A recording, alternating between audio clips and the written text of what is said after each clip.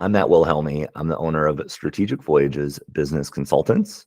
I'm also the author of Taboo Business Questions, What's Haunting Every Entrepreneur's Growth. And today I'm joined by Dilara Cossette. She is the founder of Focus Image Pro. She also has an MBA in marketing with certificates in various marketing specialties. Really, she's a demand generation expert. And I'm really excited for our conversation today. Dilara, how are you? Hey, Matt. Thanks for having me. I'm good. How are you? I am doing well. I'm really looking forward to this conversation because I think a humongous piece of business is, where do the sales come from? Why aren't the phones ringing? And where are all the leads? And so you probably answer some of those questions when you're working with your clients. But I'm curious, how did you kind of get into this industry? We talked just for a moment here about your education, but what's maybe like one or two really great stories in your history, in your professional history, that helped you get into this industry? Yeah, it's a very good question. I have almost a decade experience in marketing, and I was working in marketing, and I honestly live and breathe marketing. And, as someone as a marketer, you work very closely with the sales team.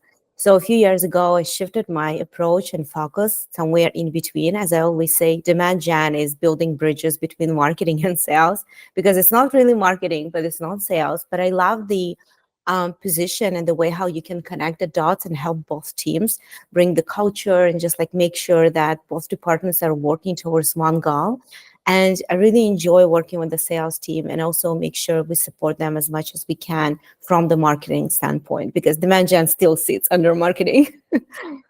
Yeah, one of the things that really stood out to me when we were kind of chit-chatting before our recording here was you very much wanted to make a point that demand gen is not lead gen, two very, very different things. And I'm wondering if maybe you could expand on that a little bit, help our audience understand the difference. Yeah, I'm still getting a lot of requests when people say like, oh, you're running a demand generation agency. We need lead gen. I'm like, well, lead gen is not demand gen. And the difference is demand generation is basically, it's like a two steps. It's more organic. When you create the demand through the social selling, through the brand awareness, and then you're capturing this demand. Well, when you're capturing the demand, this is when lead generation comes in place. And when I say lead generation, it's more paid ads and paid advertisement, but it's only to support the holistic demand generation strategy. Because basically, like 90% of buyers, they already made their decision at some point before they're filling the form. So pushing these ads and making sure, just like, showing the ad and trying to convert them to a demo, it might be a little bit too late because they already made their research in silos that you don't know and you couldn't capture the demand or any form submissions. So making sure that you're on top of mind when they're starting looking for the solution, even when they are acknowledging that they have a pain point, that's a great moment to create the demand for different channels and tactics and then capture it through paid ads. So when people come and say, I want to increase my revenue, I want to run ads, I'm like, okay, let's take a step back and see what you're really trying to achieve here, how we can do that. Maybe it's not paid ads, maybe it's completely different strategy. Yeah, strategy is one of my favorite words because I think that it kind of is like the conductor of an orchestra. You can have a lot of really great instruments in the orchestra, a lot of really great musicians, but if you don't have somebody kind of figuring out who's supposed to start when and stop when, and if somebody's off pitch and there's no one there to really correct it, man, that orchestra could sound real rough. And so I would imagine when you're talking about demand gen and working with some of your B2B SaaS clients, you do sometimes play that conductor role, right? You're helping develop strategies and execution. You kind of work through not only who's supposed to do what, but also what's that bigger picture for the demand generation, right? 100%. When they come to me and they say, I want Google ads or I want like LinkedIn ads, and I would never run it or do it because someone told them to do that. It could be like traditional agencies. They're forcing clients to run ads because they charge percentage of the ad spend. This is a little bit different how we do the things. So we really wanted to stand apart from traditional agencies. When someone reached out to me, I'm like, okay, let's put together a strategy first. Let me analyze your data. Let me talk to your stakeholders. Let me talk to the sales team, right? Maybe you need to set up some processes before actually investing anything in demand generation or lead generation, because sometimes the volume is there, right? You just need to set up some processes and maybe guide and navigate sales team to make sure we convert them properly. So there's a lot of small aspects and details.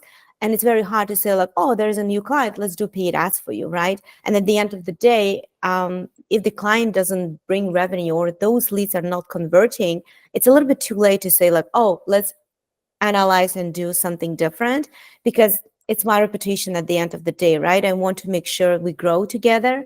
As I always say, we are both, like as an agency owner, I'm focused on revenue of our clients, because if they grow, I'll grow and we grow together. So that's the approach that we're taking in any collaboration with our partners. Yeah, I think I heard you say that demand gen kind of fits under marketing. I would hope that there's a very close alliance with the CFO, which is typically the role that I play when I'm working with organizations. As you know, sometimes their strategic advisor, specifically on the finance side, I'm always curious where these big amounts of money are going. It's not just marketing. I'd love a little bit more detail. And so, you know, I often want to build that alliance myself, but I'm wondering, you know, when you're working with these B2B SaaS companies, how much that relationship with the CFO really kind of plays into the value that you bring to a company. Yeah, 100%. I think it's a great question, because demand generation at the end of the day, it's revenue-oriented solutions, right? It's not marketing that you produce videos and collaterals and you can't really calculate ROI on that. It's very vague and part of blended ROI, how I'll call it. With demand gen, when you create some demand generation strategy, you always put together some KPIs and clear achievements that you're going to achieve like through this strategy. And there's always detailed revenue oriented like KPIs. Basically, when we say and put together and propose the strategy, we'll always say we will be able to generate X amount of MQLs, but we're not only focused on number of MQLs or SQLs, we always project the number of closed deals, and that actually lead to the revenue and numbers. So in that case, for the CFOs and people involved in decision-making process, right, to hire external party versus hiring someone internal, that's very clear in black and white. We invest X amount of money, how much we can get out of it, how much revenue we can generate from that specific solution provider. And yeah, I work a lot with CFOs and finance team, the accountant team, because we run ads, we invest in demand generation channels, we partner with external vendors. There's a lot of like vendor process involved. There's a lot of like procedures and processes. So yeah, we work together with finance, and I know you have to be exact. You can just prove your ROI before investing in any channels, 100%. Yeah, I worked with one organization very briefly because they were not open to the type of transparency that I wanted out of their financials. But the people that were in charge of demand generation basically wanted a blank check every month for as much money as they wanted to play. That's what they called it, playing with their marketing channels. And I said, hey, like, I get the idea of testing and doing A/B testing and trying to figure out your messaging in the market, but we cannot have it be this open-ended amount of money. It needs to be a lot more finite. And so, and measured, right? How are we going to have these results if it's not measured? You know, how much money is the business willing to invest to kind of investigate, instead of maybe having a little bit more of a succinct budget? It just seemed to me very rudimentary. And like I said, they weren't open to it. But anyway, I wanted to transition just a little bit here into our case study, because Dilara, you know, as an expert in demand generation, leading a demand generation agency, you've probably seen a lot of different issues in your B2B SaaS space. You've probably seen things like missing milestone or missing KPIs, missing OKRs, missing different sort of measurables along the way. Maybe that's part of the problem. Maybe you've seen, you know, ineffective marketing strategies and just not generating any demand. And so the case study that you and I were talking about is related to a software as a service company, which is right in your wheelhouse, and they are very much in that B2B space. Specifically, what this organization does is work with high growth companies that have just received PE money, and they do kind of an organizational analysis. And so what they asked me to come in and do as the strategic advisor wearing the finance hat was really kind of figure out what their revenue streams were and the cost associated with each one. I do this with a lot of different organizations from a very high level, because what they wanted to kind of figure out was the life cycle of their clients and determining which kind of avenue of their revenue were having the longest lasting effect, bringing them the highest lifetime value of their clients. And so it's not an unusual analysis. I've done it quite a few times with software companies, but when I mentioned this to you, I could tell that your spidey senses were kind of going off, because there's probably a lot of questions that you would want to ask about a company like this. And so how would you kind of begin that conversation with somebody within that organization that maybe says, hey, I think we could use some help with demand gen? What does Dilara's process look like? How do you kind of understand what they're dealing with and what their pain points are?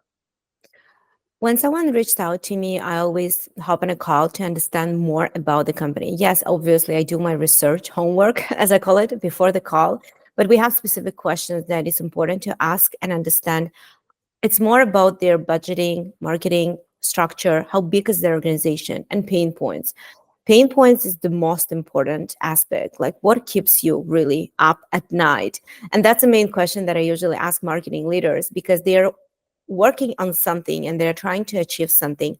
And if they come to me, usually demand gen, it's very niche solution, and they know exactly, maybe they tried, and in most cases they tried paid ads, it didn't work, or it stopped working, which I'm seeing a lot this year, because I call it gambling. You spend more, your competitors spend more, and at the end of the day you have to just like put all your money in paid ads, and then you run out of budget somewhere in Q3 because you had to invest more and more.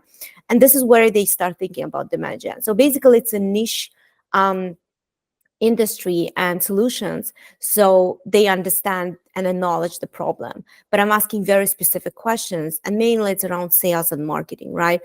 How happy is your sales team? I mean, I understand the marketing pain points, but what your sales team are saying? Are they happy? Are they complaining? It's a traditional, marketing versus sales battle, So yeah, the main questions I have, like basically 5-10, depending on the company size, depending on the information available on third-party sources, but usually it's between 5 and 10 questions that I ask to understand a little bit more during the first discovery call, and then I put together the solutions and proposals and present it to a client. Yeah, and so for today's conversation, Dilara, we're definitely going to get into some solutions in our third episode. But just for the sake of this case study, what would be maybe the first couple of questions you'd want to know about this B2B SaaS company that does organizational evaluations? And the first question will be ICP. So what is the target audience that you're trying to go after? How big is the company? And it could be location, geographical, company size, it can be specific areas. That's very important to know as a first stage of conversation. Yeah, I think this company's, if they were to answer this question, they would probably say that their target market are companies that are interested in getting private equity funding. But I think that probably the better way to think about it is that actually their clients are the folks that are recommending that service. And so I'm sure that your process, you kind of understand like the end user, but maybe the introductory consultant or expert that kind of uses that software. And so is there a different marketing strategy for each of those? So consultancy will be a middleman to connect like these big organizations to find the solution providers. It's slightly different, it's like a B2C, B2B, somewhere like that, but it's more middleman. So in that case, yes, like pretty much the same strategy, it's just like different approach, I would say, because they're not representing themselves. They're talking on behalf of their clients that they're trying to expand and increase revenue. Thank you so much for that. And in terms of the marketing budget, I'm interested to know what is the marketing budget and also which channels they're using, what works, what doesn't work for them. Have they tried something else different, maybe traditional out-of-box solutions? Yeah, they've invested quite a bit of money into marketing. And I think that was one of the things that they admitted was very frustrating. They had a pretty aggressive social media marketing campaign that they were conducting for a while, both organic and paid clicks. The specific budget, I don't know the exact number, but I would guess that it's somewhere between $50,000 and $100,000 a month. It's a pretty aggressive budget. But these leads are very high value to them. They're building relationships with organizations that are going to use this software over and over and over again. And so they see the value in spending over $1 million a year to try and get, leads because they only need a handful of leads for that to kind of pay for itself. Sounds good. And how big is their marketing and sales team? What is the process? Let's say the lead is generated. What happens after? Yeah, so they have an outsourced marketing team and they have an in-house sales team. I'm not sure if that's maybe the best way to do it. Maybe you can weigh in on that soon in our third episode. But for the sake of this conversation and kind of unpacking this case study, I would say that their sales team has about a dozen sales consultants, which are in some capacity educators, some capacity they're demonstrators, and in some capacity they are account managers. And so they kind of wear these different hats. They're not true like just straight up, salespeople. But I think that's the structure of the organization. And it's not bad to work outsource marketing team and then hand over to the inbound, like I mean, in-house sales team, unless the processes are smooth and it's very instant.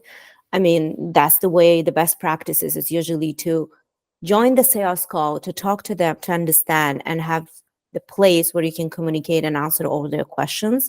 I think this is the best way. It doesn't really matter if you're in-house or you're outsourcing someone. This is the way how we work usually. We always hear the sales team, their frustration. I also think this is very important for the sales team to understand which campaigns are up and running.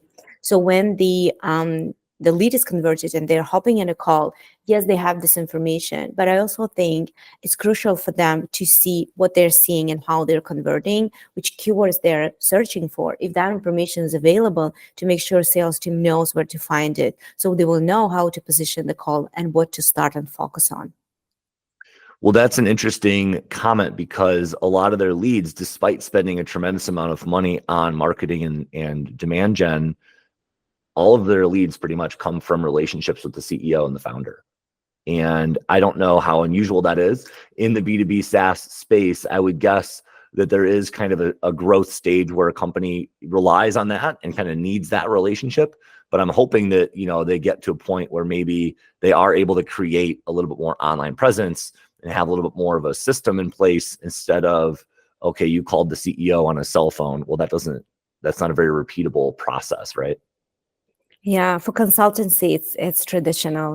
Most of the leads, even in my case, most of the leads are coming from referrals from people I used to work. Because nowadays, the market is very saturated. Everyone is offering marketing solutions, different, softwares, tools, platforms, and trust is very important. You want to work with someone you used to work, especially if someone is joining the organization. The first 6 months, it's very important for the personal branding as well. And they want to be a pioneer in their industry. So they want to bring and work with someone they know and trust.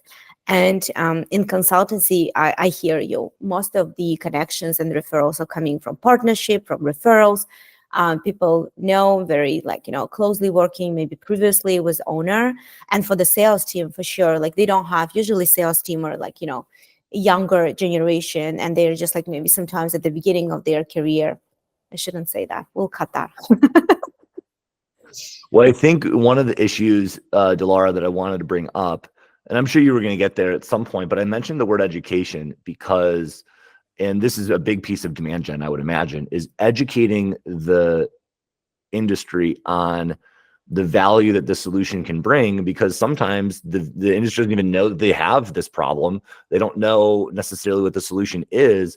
And so the things that they might be frustrated with or trying to search on Google or whatever are different words than maybe were originally baked into the podcast or the blog article or the headings on the website, all the things that I'm sure you would fix when you work with a company. But in this particular company, because it's such a niche software solution, there isn't a tremendous amount of industry awareness.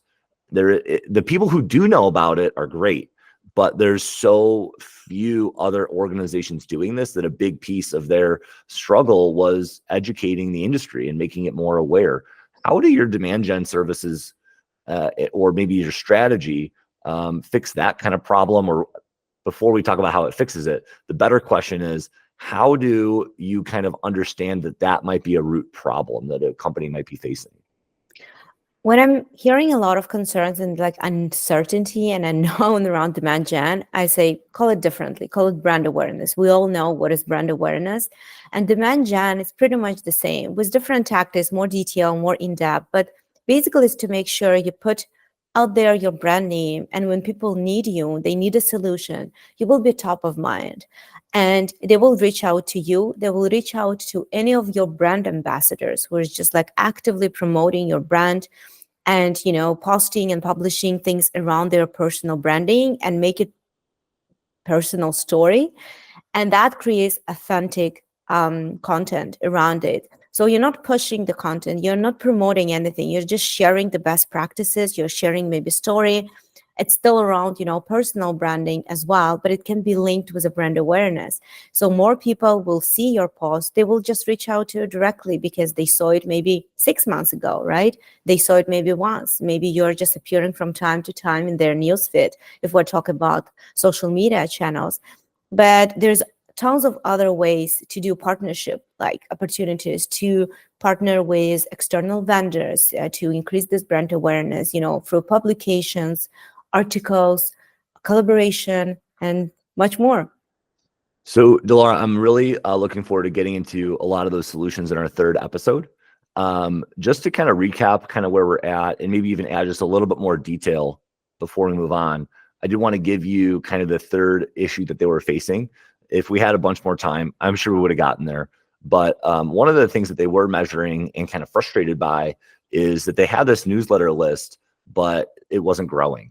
And I think that that's a big piece of demand gen. When you're looking at, how well are we doing or how effective is our strategy? Sure, part of it is the leads and part of it is sales, but there's also other kind of leading indicators that get into that. And one of those in this situation is an email list subscriber count, basically.